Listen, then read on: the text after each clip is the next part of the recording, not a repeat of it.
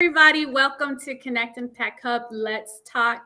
We're so excited for today's conversation with our special guest, Leah. My name is Martha. I'm the founder of Connect Impact Hub, where our mission is to end homelessness. And today we are going to be discussing some important topics within our communities, and particularly on the family level. So, with that, I'm going to go ahead and pass the mic over to Leah for introductions. Thank you so much, Miss Martha. You're amazing. It is an honor and a pleasure to be here with you and your incredible audience. And of course, Miss Paulette, as always, bringing the value, putting everything together. So I'm ready. Thank you so much, Leah. Paulette, please. Thank you. Hi. Hello. Apparently, we're supposed to mute ourselves in between, just so you know. I didn't know that. Anyway, hello, it's Paulette. Yet again, getting it wrong. Was it 1 week, 2 weeks? How long have we been doing this now? It's our sixth day today. It's our sixth day. Sixth day. Okay. I thought it was longer than that. It seems like forever. Anyway, we're having lots of fun here. Connect Impact Hub is a massive part of Martha's life and has become a massive part of my life. Pure determination to try and help wherever we can, whoever we can, where they are, with what we can and what we've got. We can't create miracles. We can't make the world better. We can just try and improve the lives of a few where we can and as we can. And hopefully along the way, we have some fun and we keep each other up as opposed to down, because it can be quite exhausting and hard. And from my perspective, it's just really about offering counselling services, therapy services, being there for Martha as a support, using our books to make money, to raise money for Connect Impact Hub, and just really being there as a total support. So that's what I'm all about. That's why I'm here. And hopefully we're going to make a lot of money for you, and we're going to get people to do things. We haven't said what yet, but we'll come up with some ideas. Perhaps you'll sit in baths of baked beans or something, and raise money, get sponsors, or whatever you need to do to help bring funds, because ultimately it's what we need is funds. We need other things too, but without money, the charity comes to a bit of a standstill. So please, please, please, if you can, whatever you can, wherever you can, if you can give a little bit, it'd be lovely. And Martha, whereabouts do they find the details? Yes, so there are links here, QR codes here on the screen, and also Connect Impact Hub here on LinkedIn. We're also on YouTube through Gift Butter. That's where we're collecting our fundraising. So if you have any questions, reach out to us, and we'll be happy to assist. And we're also on Instagram. Thank you so much, Paulette. And with that, I do want to mention why we're doing this. So again, we're doing this for fundraising. We're also doing this to bring awareness, to advocate, and educate as well. So with that, I'm going to pass the mic over to Leah to tell us a little bit about herself, since many of us may not know her very well. So let's get to know Leah. Leah, please share a little bit about your background so we can all get to know you better. Okay. Well, this is so interesting because I'm used to being on the other side interviewing. So this is a new experience. So my name is Leah Garcia, Financial Strategist, and I live in Monterey. Today I'm tuning in from the Central Valley. My precious grandson has his T-ball game, so I'm multitasking. He's over there getting ready for the T-ball. And I just really have a heart to help families, to help them break those generational curses. You know, we all have so many different preconceived ideas about money, and a lot of times we're told like money doesn't grow on trees and, you know, different things like that. But if we want to break those generational curses, it starts with us and then with our next generation. And so it's truly my vision to help families to create that multi-generational wealth. And how do you do that? It all starts at the beginning. And you shared it in the notes, which I'm so impressed, Martha. You obviously did a wonderful review and invite. And it is about my one-page financial plan. That's something that my mentor taught me years ago. I've been in the industry now 18 years. And it was a really basic wall of wealth that I was taught. And over the years, I've added to it. And now it truly is a one-page financial plan. You could download this for free, and it will give you a temperature check of where you are. Maybe not all the elements will pertain to you or your family, but there will be something there that you will bring into your awareness that may be a blind spot to you right now. Because what devastates family isn't creating that wealth. It's really those bumps and bruises that we fall into, those pit stops that we fall into along the way, those blind spots that we're not aware of. And that generational wealth becomes a generational nightmare. So truly, for me, it's when I'm helping a family, what I really think about is I reach into them and their story, and I think of the children that are in their future. Maybe it's their own children, maybe it's their grandchildren, maybe it's neighbors, maybe it's somebody that they're helping through their volunteer work, through nonprofit. I mean, all of us in some way impact children. It may be even your neighbor. Maybe you have a neighbor that has children and you let them play on your yard. So I'm always thinking of the children that are in their lives and creating that generational wealth for them and those children that are now and in the future. Thank you, Leah. I love that. Now, I know we've had conversations in private concerning finances. That's a super sensitive subject, especially when you grew up living check to check. So so we're going to dive right in, especially, in our communities. We don't really discuss savings. We don't really hear a lot about it in the schools. So tell us how you have incorporated this. Like, did you grow up in your family speaking about finances? How did that come about?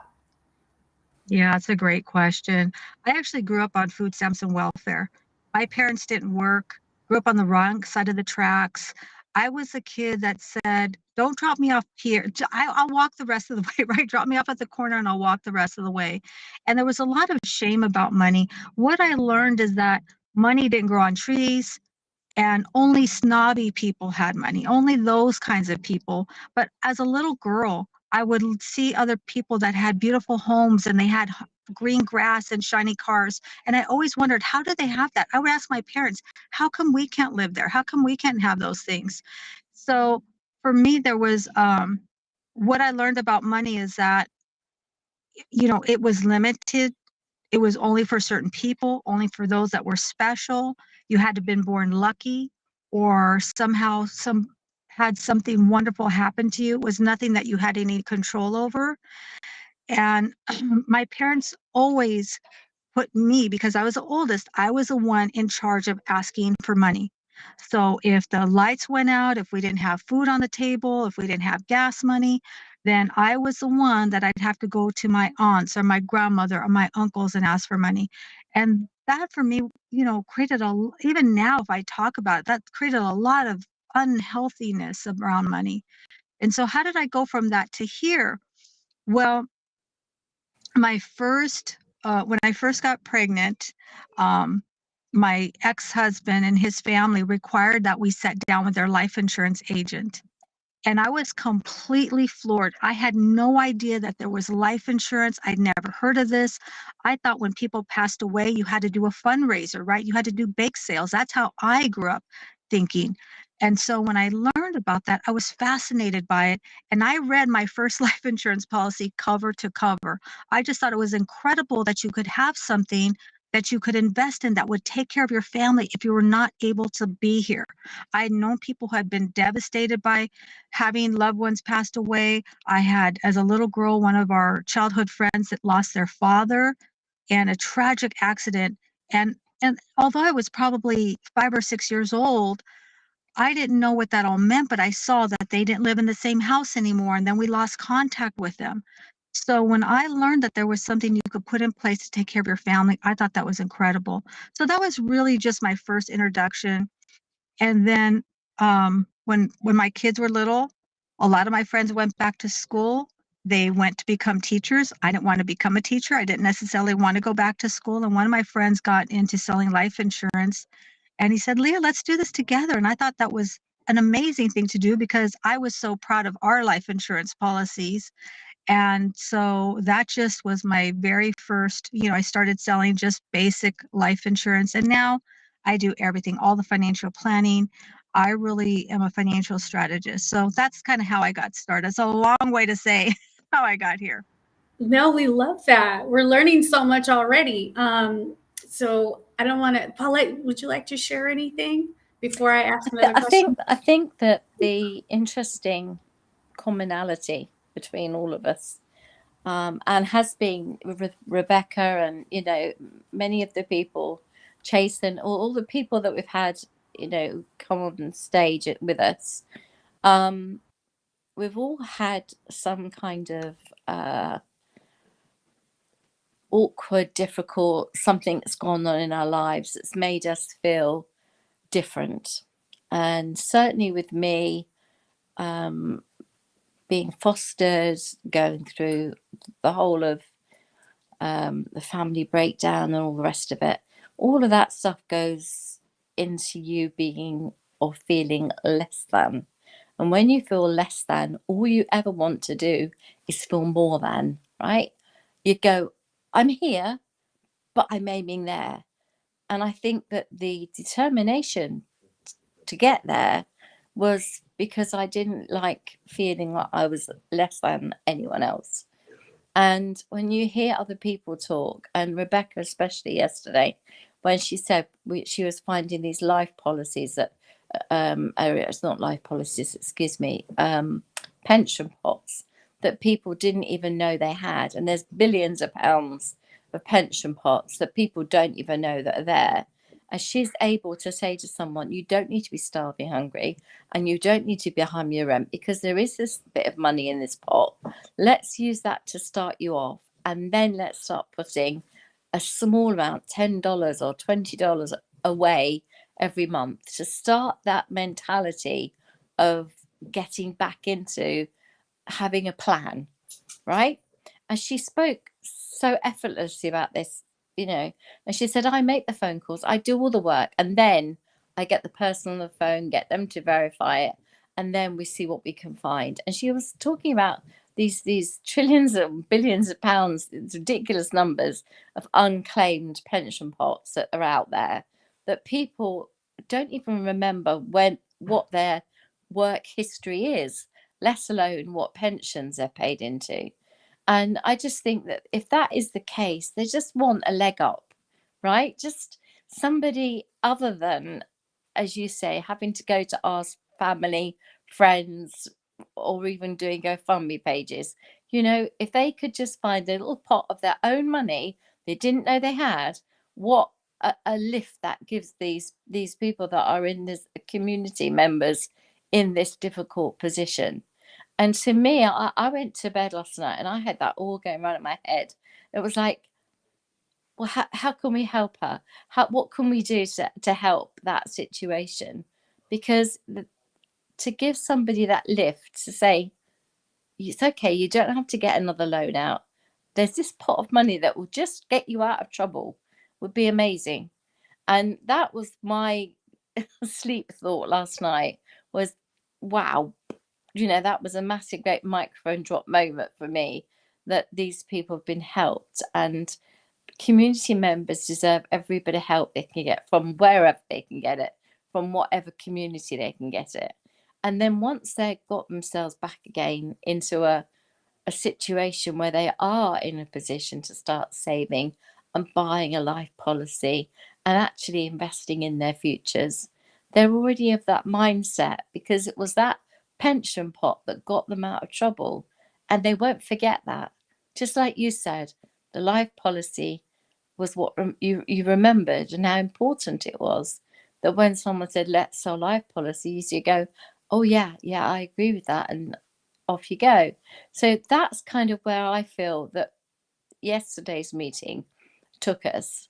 And I'm so excited now to hear what Leah can do to help us try to educate people in a way without making them feel like, look, right now I haven't got two homeless job together. I don't know where the next meal's coming from. Don't tell me about life policies, you know. I get that, but let's help them get to the next stage. And that's what I'm really excited about. So Leah, thank you so much, Paulette. I was also thinking how all the conversations up to date, it's amazing how we all connected, how I put everybody together like this. To be honest, it was anyone would think it was planned, Martha. No, I literally told Paulette last minute, okay? And everybody last minute, and everyone said yes. And I thank you all so much for being here because these conversations, they're being recorded, but we'll be able to share these same conversations with our community members who need to learn this. This is knowledge. So Leah, can we touch a little bit on how you work with clients or families?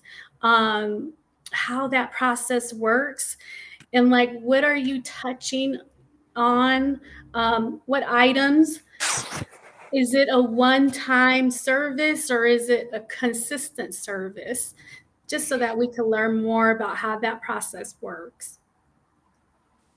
Yeah, that's a great question. I always say I'd like to start with the end in mind. So maybe at this point you don't have those resources or your health is not where it needs to be in order to get life insurance. I don't want people to think that's the only thing that I do. However, if your goal is to start a business or to get a job and you would like to leave something for your children, so what does that look like? And you may not think that you're ready for that yet. That's okay. We can reverse engineer and everybody starts somewhere. My one-page financial plan may be a little bit too much for somebody who's really just struggling to put food on the table, but that's okay because then I talk about the power of the penny, right? It's not about having thousands of dollars to put away and save and invest. It's about starting somewhere. It's an atrophy muscle that most of us have not really put any attention to. You know, if you took a penny and you doubled it every day for a year, you'd have over $68 million. And most of us see pennies strewn around all the time. They're on the bottom of the purse. We see them on the driveway here, and we just walk past them and we think they're nothing. So it's not really about the dollar figure, it's about the intention. Right now you pick up that penny, this penny could be just that one step in changing that mindset and now opening up that space, and then who knows what you can create. So really my service is usually it's consulting, and my clients enjoy my consulting. They can meet with me as often as they want, and I really use a team-based model. So when a family's working with me, it's not just me. I can bring in a CPA if they need a CPA. I can bring in a estate planning attorney, and oftentimes I can get them access to those resources at a consultation with no cost. Also, tax attorneys, you know, all these different resources. And really, as we think about community members, I mean, I can get them access to other people such as Martha who do have those other resources. I really pride on myself on being a connector. I look, anytime I have a connection, I look at who can I connect them with. That's why we love, you know, the name, your connection hub, because it is about making those connections. I'm not a jack of all trade, but I'm a master at making connections. And I believe when we can make those connections, I've watched families who have started in the community and maybe they didn't know how they would get themselves out. But I promise you, once they do, just like Paulette alluded to, now they're open and available to start making those difference and making those changes. And it starts with what? Just one conversation. Maybe you can't work with me yet. Maybe you don't have money to save and invest. That's okay. Because no doesn't mean no forever. It just means I'm not ready right now. People need hope. When people don't have hope, they become hopeless. And that's when people do things that are, that we don't even want to think about, because they think that there is no hope.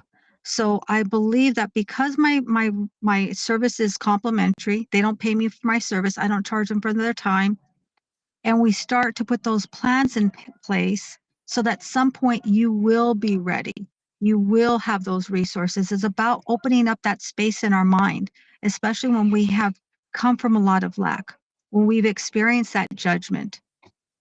And if I can tell this quick story, because Paulette just really reminded me of this, I always wanted more. Always. I never, I mean, I was little and I was asking my parents, why can't we have a nice car? Why can't we have nice clothes? We had this red truck. It was a bread truck, but I say it was red. It really wasn't red. It was kind of spray painted, and we had this big black bumper. I didn't want anyone to see me driving in this car. We didn't have seats. We didn't have seat belts. Like that was our family vehicle. And I was 6 years old. I know I was 6 because me and my sisters are 3 years apart. I'm the oldest of 3. And there was a commercial, and that announcer said, if you spray Windex on your windows, your whole world will sparkle. And that for me was my hope. I begged my mom for Windex, and I'm sure as a little 6-year-old, I'm sure I made those windows fingerprinty and messy, but that was my way of saying, I'm not going to be here forever. This might be my reality right now, but it's not where I'm going to end. And so when people are in the community and maybe right now it is feeling really stressful, I totally understand. I have been there. But does that mean that we can't have to live hopeless? Absolutely not. And does it mean that we can't make those difference in conversations? Maybe we don't tell our children we can't afford it. Maybe we just say, you know what, that's not a priority right now. Right? Because when we start to say those things, those conversations that are about lack and limitation, then we're embedding that into our children. So that's what I wanted to share, Martha. Wow. Woo. Touching home here. Living, coming also from the food stamps, Section 8, being told consistently, we don't have enough money, it does get engraved in you. And then you do ripple that into your own family.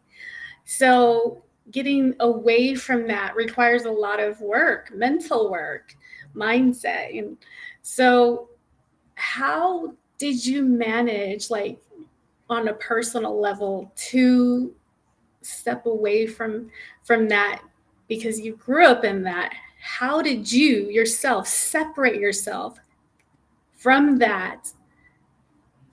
What It's is it so called? Generational, like it repeats. It's a repeating story. right. Yeah, and the majority of my family is still really living in squalor.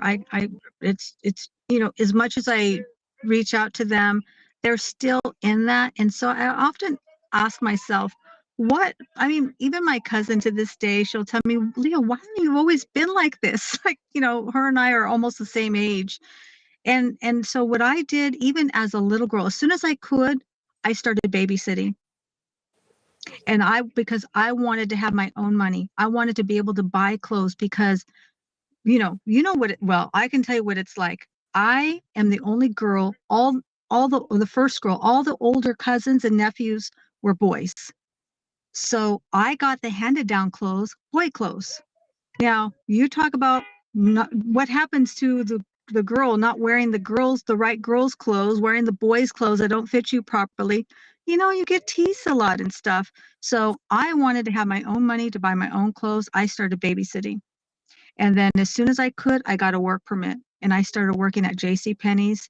And I was so proud to be able to do that. I don't know. I really don't know, because I think back, I didn't have any examples of success. I really didn't. I had a few teachers who believed in me. When I was like second grade, I had a teacher her and I had the same birthday, and her name's Mrs. Hammond. And she was the first teacher that really started to believe in me. But I was super shy. I missed a lot of days of school because if we missed the bus, our parents wouldn't take us. And, we're wearing clothes that probably didn't fit us right. I mean, how did that change for me? Somehow, I think that God just touched me in some way. to be an inspiration. They say that your story is here to inspire somebody. Someday it's going to be someone's survival guide. So I'm not saying that I did all this for me. I did all this because somehow I was touched, and I don't know who that was, but I just always believed that there was something more for me.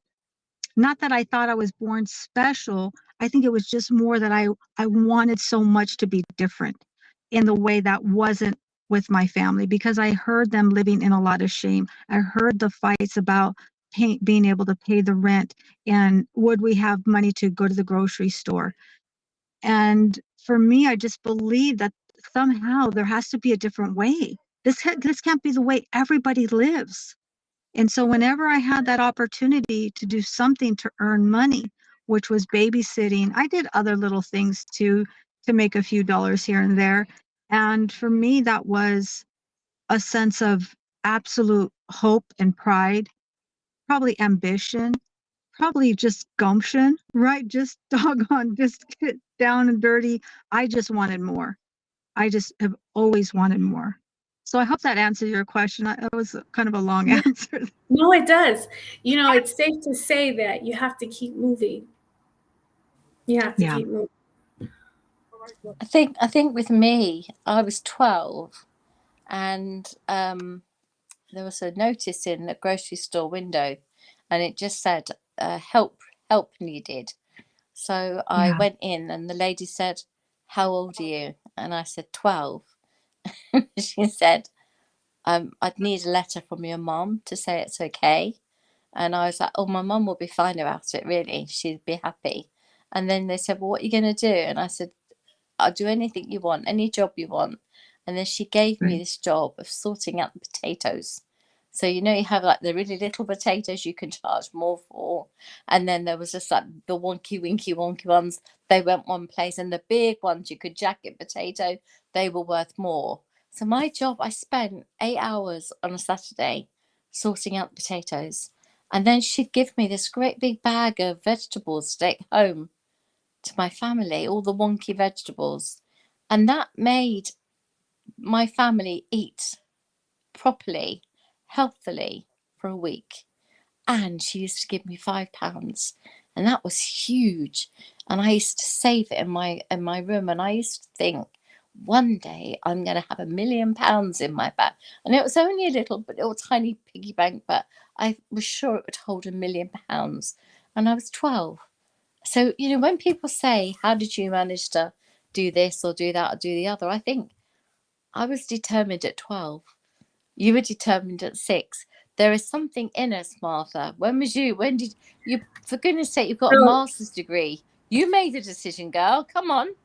so when my father left my mom, I was 9 years old, and that day was the day that my life changed forever. So, that was the big day that I became an adult. I was the second adult in the house with my mom. I was her everything. So, as I watched my father leave, I remember being so angry because I knew what responsibility I was getting ready to take on, not by choice. But here we are today. Here we are today. Connect Impact Hub. Community Connect Impact Hub. So yeah, we're here together. Yeah, So I definitely absolutely. I want to just acknowledge really quickly our guests that are here in the audience. I see Dr. New, happy Saturday. Martha, Leah, Paulette, happy Mother's Day weekend, everyone. I see Annie's here. Great to join you three wonderful ladies for some inspiration. Thank you so much. And anyone else who's here listening, please, if you have any questions or comments, go ahead and just share them and we'll be happy to answer them as well. Thank you. So now I'm going to go back to Leah. Leah. Dun, dun, dun. These are the spotlights today. I better take advantage. Wow. I'm joking. Thank you. You're welcome. Thank you so much for sharing how you got here, what inspired you, and now going back to what you're doing on a regular basis.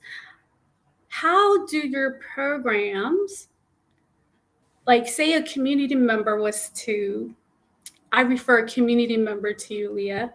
They have a job, but they don't have housing, and they need to get on, they need to get on track when it comes to their bills. How would you address this client? Would you take them on or would you refer them out? Like, how would that work? Yeah, that's a great question. So I think for housing, I don't have resources for, but definitely always looking to make connections.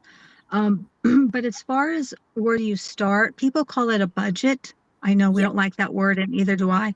I call it a spending plan. And that's really the first step, is bringing that awareness to what you have and what you're spending when they get to that point that they do have that ongoing income, whether it is a job or even finding a business. There are so many grants that are available now that if you want to start a business, there's a lot of opportunities to be able to do that, even if it's a side hustle.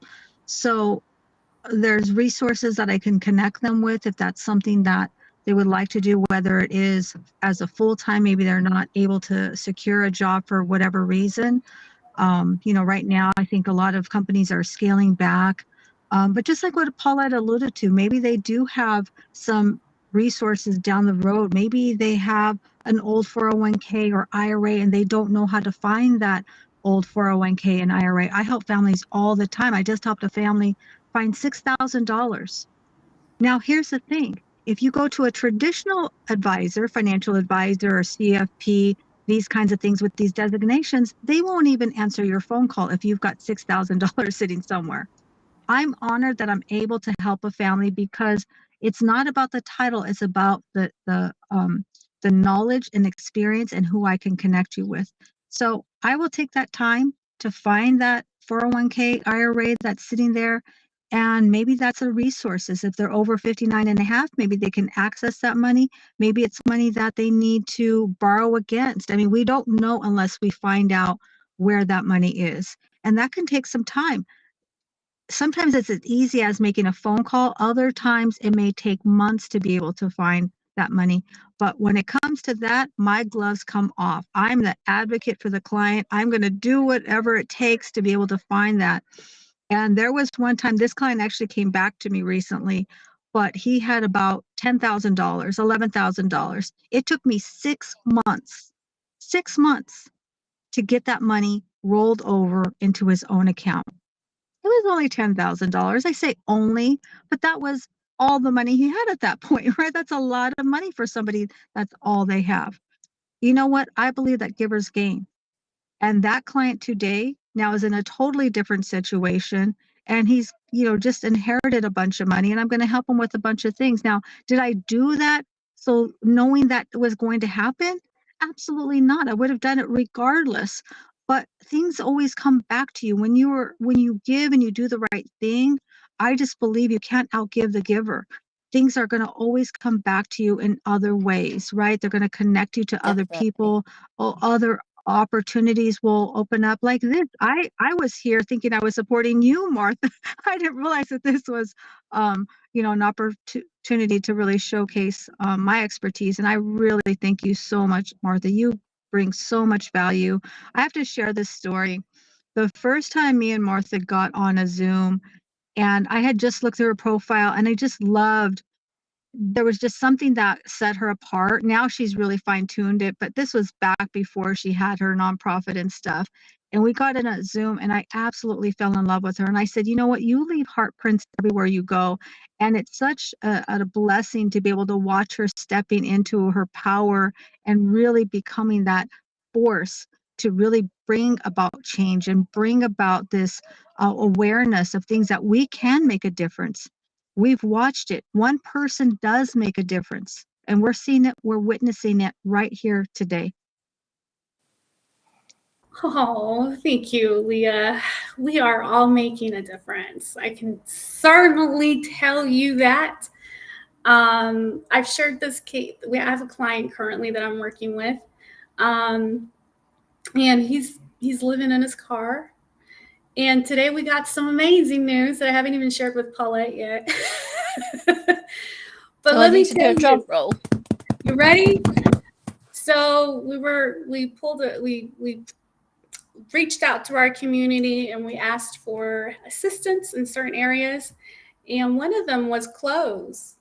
And our community neighbor has donated clothes, but not only clothes, they're donating a gift card to go and buy brand new clothes.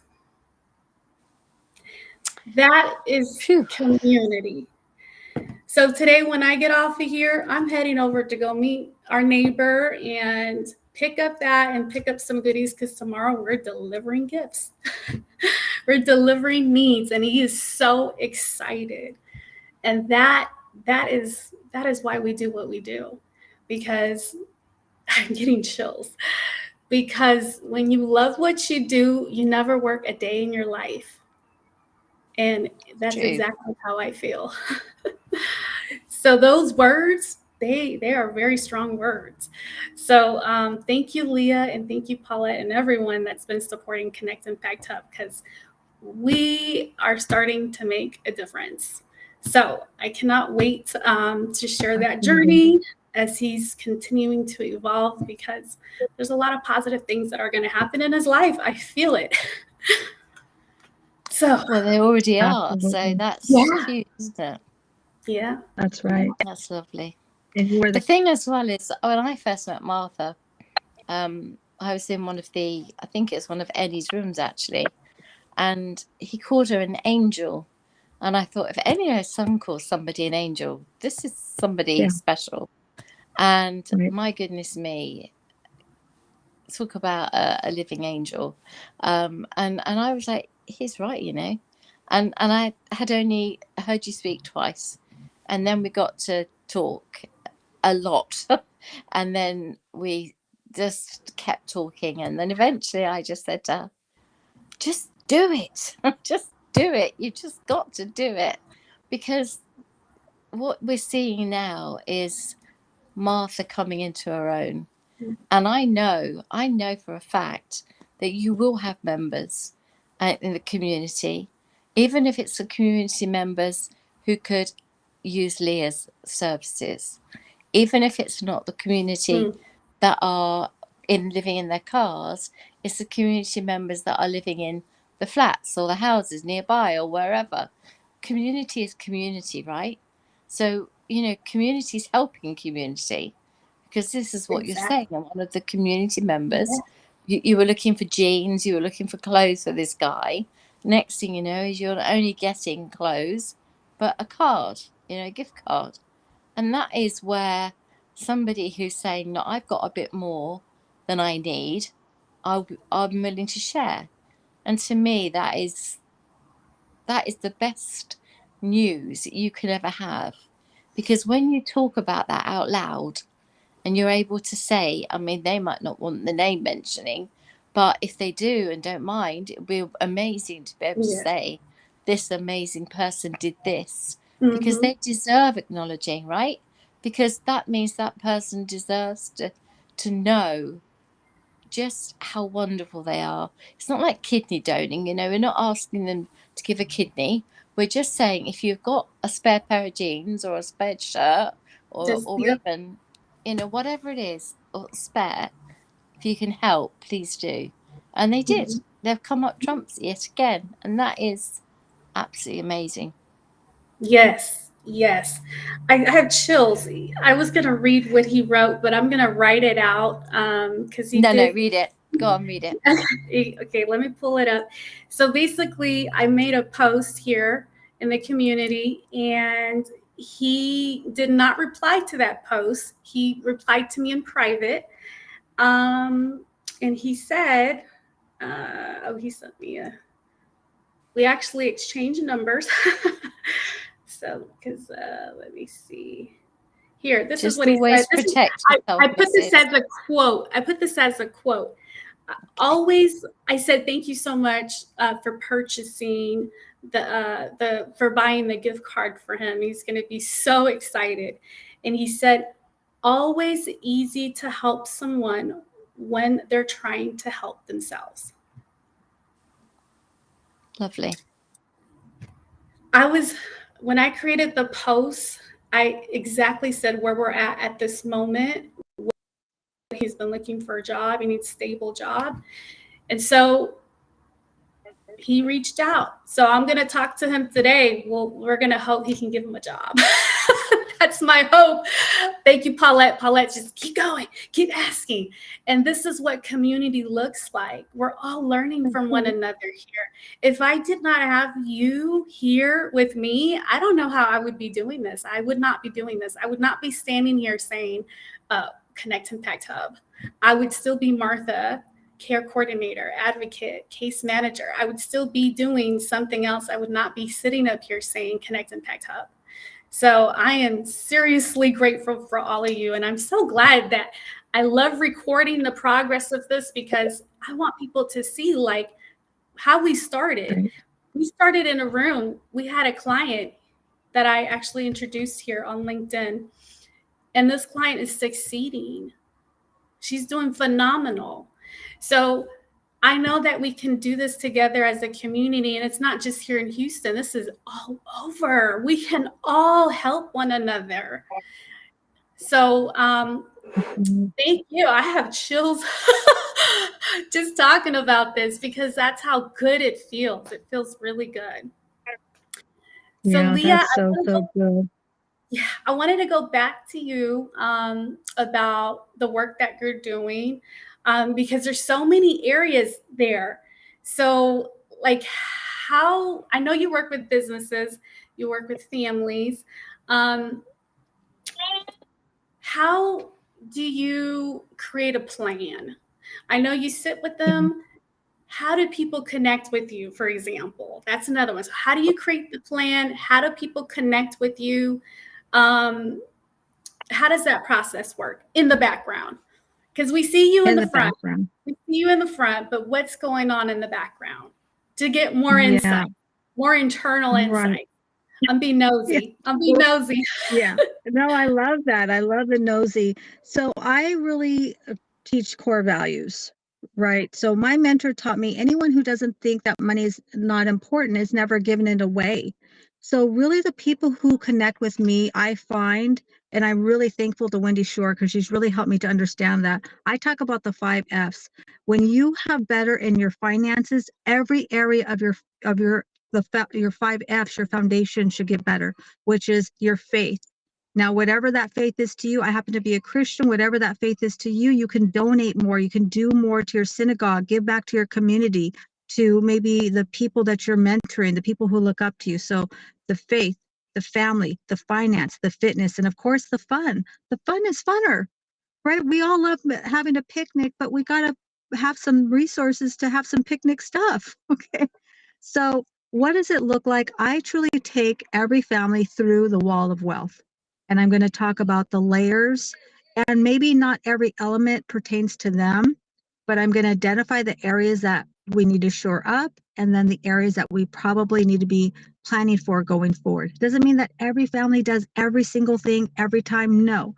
I help them to identify the areas that are most important to them, and then we shore up that layer so then we can go to the next one. And this is what I mean by that.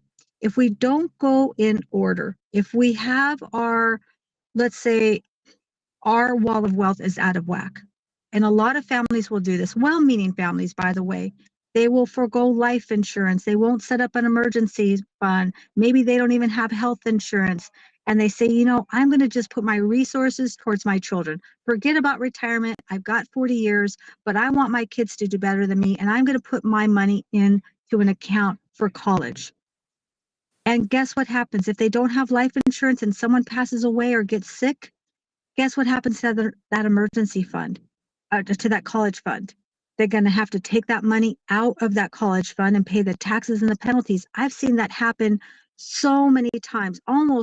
There's a point where it almost happens every week. Someone's calling me, I got to cancel my college fund. Can you help me get access to that? Because we got to pay the mortgage. We got to pay the rent. The refrigerator went out, or someone lost a job, or someone passed away. So that's why the wall of wealth is so critical. It's not super sexy. It's kind of basic. And it might be so basic that a lot of people will miss it. because it is really about putting that foundation in place. Once you have the foundation, then we can talk about the other things. Then we can talk about buying and selling real estate and all those other things. And what protects it all is a living trust. That's why I always talk to my families about what do you have in place to protect your assets in your family. And by the way, if you have young children and you don't have a living trust, I have to say this, you really need to get one. Because if you don't have a plan for your children, that is a legal document. I've seen this happen where children will end up going into foster care and other things like that if you don't have that. So that's what it looks like. I'm going to look at where they want to go and then help them to reverse engineer. What does that look like? If you want to be a millionaire and you're at age 40, how much money does that mean that you need to put aside? If you don't have a personal pension, then maybe we need to create your own personal private pension. If you've got a lot of assets but they're not protected, you don't have a trust, then we're going to need to put that in place. And not that I'm not an attorney, but I'm going to connect them with an attorney. My role is to get them prepared and organized so that when they meet with the attorney, it saves them money and time. And now I know they have that game plan in place, and then we can go back and put the elements that will support that legacy, that will support that generational wealth, that will support in case they were to pass away too young. Now, how does their family continue to go forward? Does that make sense? Totally. Absolutely. I've got a question, Martha. Yes. Maybe it's not for now, but I'll definitely ask. If if Martha has people that she knows within her neighborhood, within the community, not necessarily people who are in the community as in unemployed or in difficulty, but her community like the one that just supported the gentleman, yeah? If they don't have all of this stuff in place, and we were able to, or Martha was able to, direct traffic, if it were, to yourself, would that be something that would work for you? As in, they would get the right help from you. Martha would be helping them.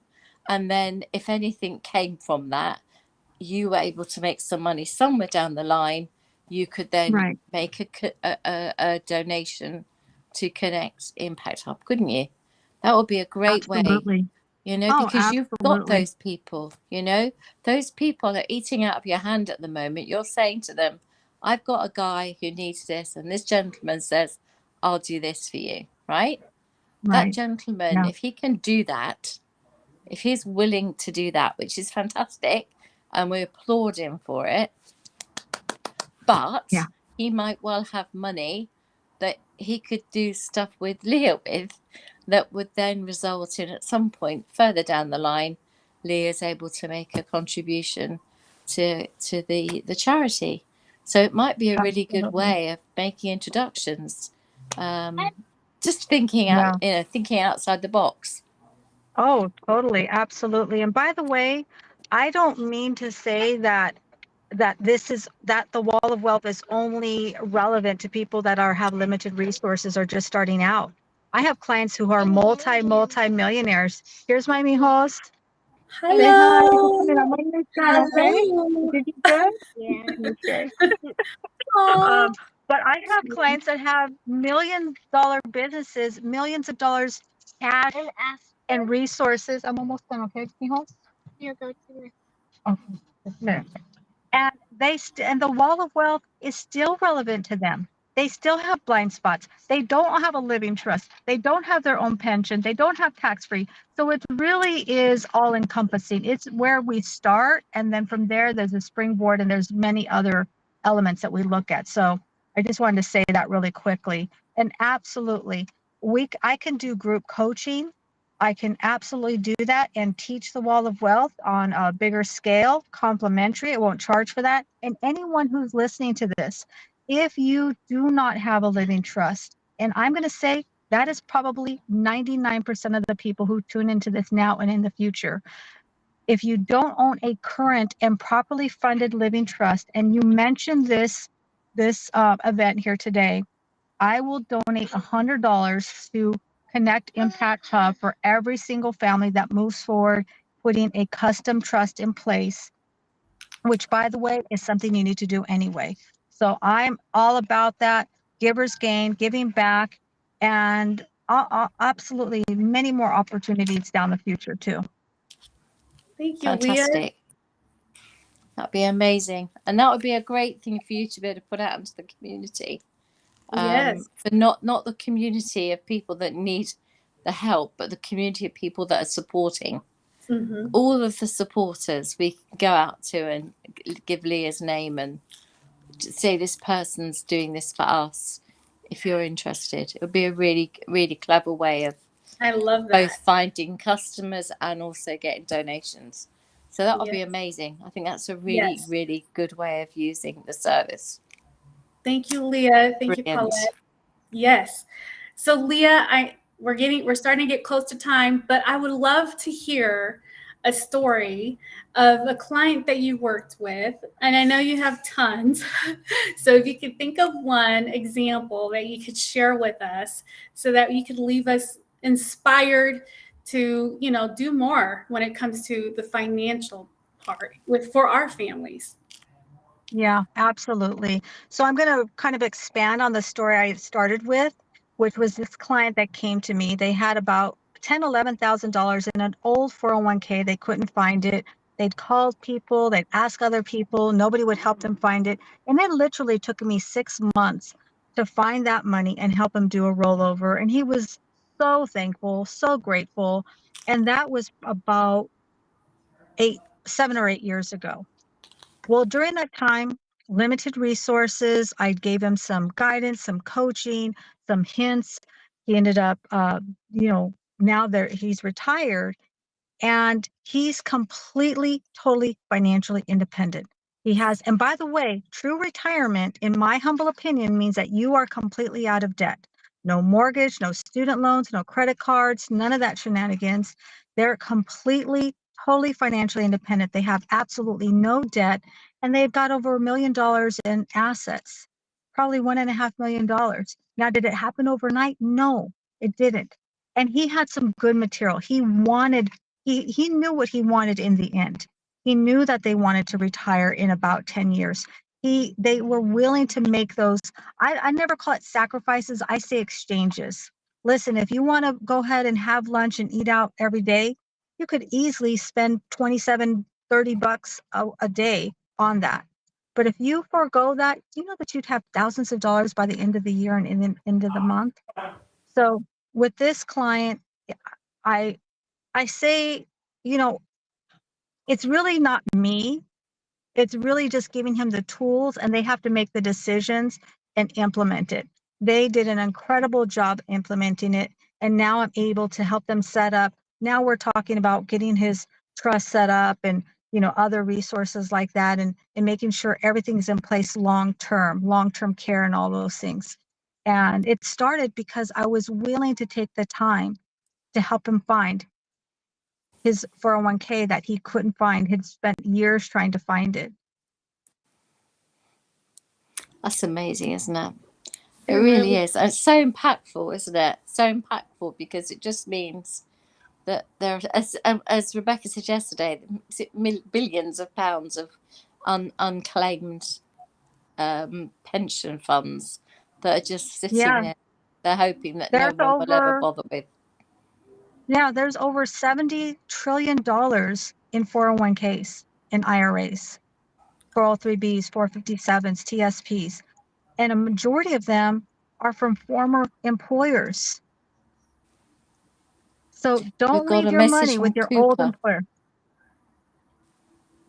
Wow. Did you see the message from Cooper? So Cooper says, where to put how much money is a gamble after a gamble after a gamble. So tedious. I'm not sure. I can't see it. I don't have I can't see. That's really. where to put how much money is a gamble. So what would you, because they have the 401k, and then they'll also Right. have like, they'll also have other plans as well. So like, how do you Right. know what is safe and what is not? Like, Well, anything that's in the stock market, by the way, is not safe.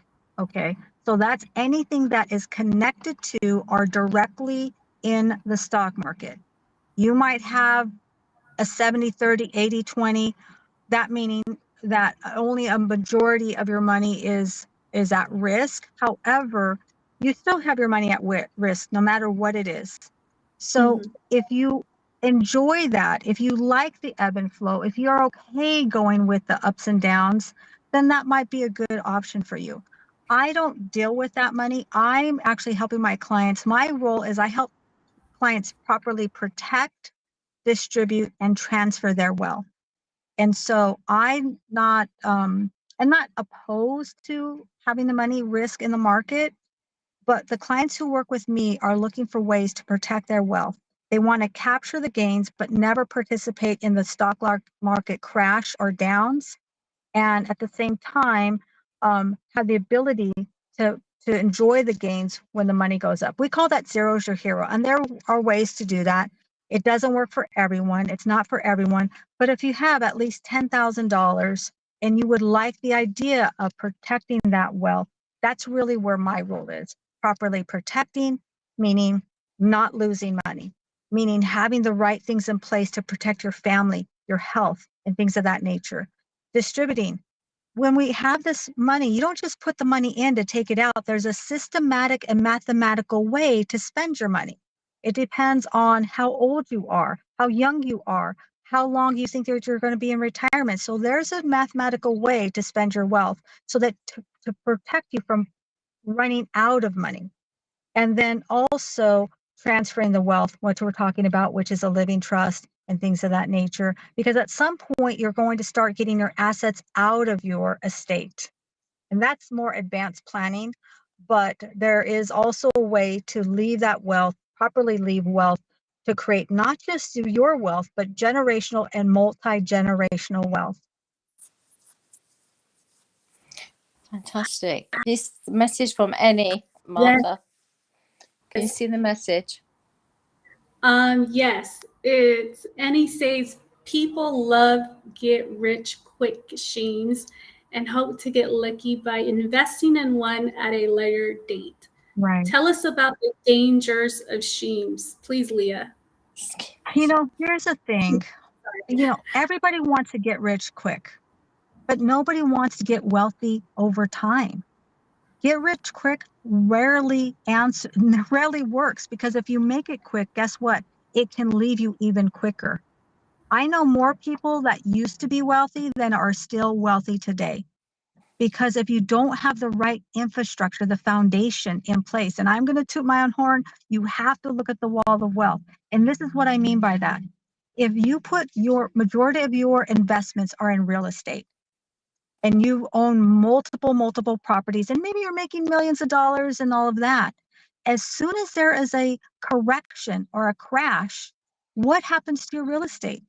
What if you need liquid cash and you have to sell that real estate, but now we're in a down market and interest rates are at 9% and you cannot liquidate that real estate?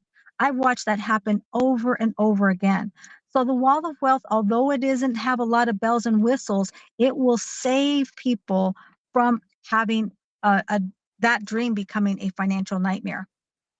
So get rich quick schemes, again, I'm not saying not to do them. They work out for some people. I'm just saying don't put all your eggs in one basket. Have the money that's your safe money. Make sure that you have an emergency fund set up. Make sure that you have that, which an emergency fund, by the way, is not a credit card. An emergency fund is 6 to 12 months of your annual income put away liquid that you can access easily, like in a savings account, something like that. If you are self-employed, you're a business owner, that number needs to be even bigger. That's going to be 18 months to 24 months in case something happens like a pandemic and suddenly you can't open your business for a year. So it really comes down to the basics. And again, if people who like to gamble, there's always going to be people who enjoy that. I'm just saying, don't gamble with everything, because that's when financial devastation becomes, it takes people's hope. And when you become hopeless, people do desperate things. We've all seen it. Mhm. So hopefully Right. that answers that question. Thank you so much, Leah. I know we have one more question, and then we're going to start closing out. The question is from BJ. I have some CD with bank that's out of Business Nation Bank. I lost the papers, but someone told me they saw that the funds was locked in some place online. Was about 10,000 about 25 years ago. Should he contact you, Wow. Leah? Absolutely. Let's do some research. Absolutely. I would love, and but a lot of times I love doing this investigative work because I learn so much. But absolutely, that money is yours, and hopefully there's a way when we can recover that. And if we want to start talking about banks, that can be a real big rabbit hole. But all I'm going to say is this: have some money, every single person, whether you're self-employed, whether you're a business owner, whether you are an employee, everybody needs money outside of the traditional banking system. And that's all I'm going to say Thank you, about that. Leah. There's a few different ways to do that. And Leah, please let everyone know how they can connect with you. I see we have your LinkedIn profile here. Any other way to contact you? I know you're on YouTube. Yeah, LinkedIn is my best way. I'm on there pretty often. You can direct message me. I also have a YouTube channel, The Wall of Wealth. You can reach out to me directly. My cell phone, we can put that in the comments. Email me directly, and that's the easiest way. Is just reach out to me. Thank you so much, Leah, for being here with us. Paulette, I'm passing the mic to you for last words. My last words are, I think we are extremely lucky to have Leah here, and hopefully you can use Leah's details and pass them around your community members that are your supporters, and see if we can get some customers for Leah as well. And the sooner we do that, the better, because the sooner we do that, the sooner you start getting some funds that come into the account. So I'm going to do the same. I'm going to make a post tomorrow telling all my contacts to contact Leah. So you're going to get inundated. But, if it means that Awesome. if people are going to buy, what's the right name of this? A living trust. Yeah, Living a trust, living right? trust. Okay. Mm-hmm. So if you haven't got a living trust, you need to contact Leah Garcia. Job done. Post tomorrow.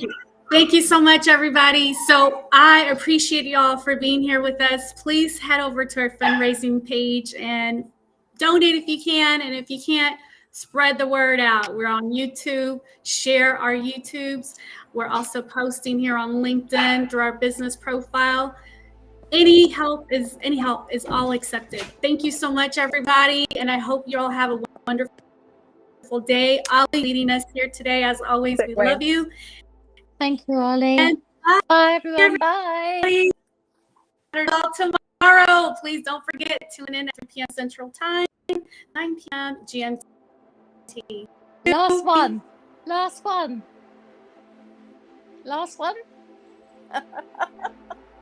Bye-bye. Oh, your grandson wants to. Bye-bye, baby. Wants to wave. Bye. That's my precious